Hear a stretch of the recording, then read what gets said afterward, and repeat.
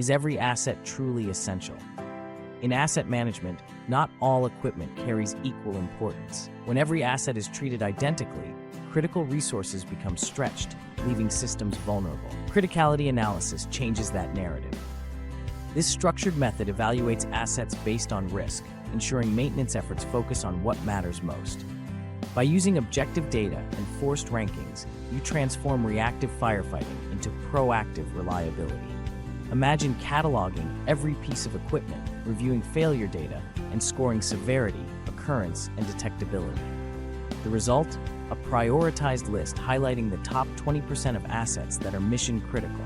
Modern CMMS tools streamline this process, automating scores and presenting visual dashboards that make risk clear at a glance.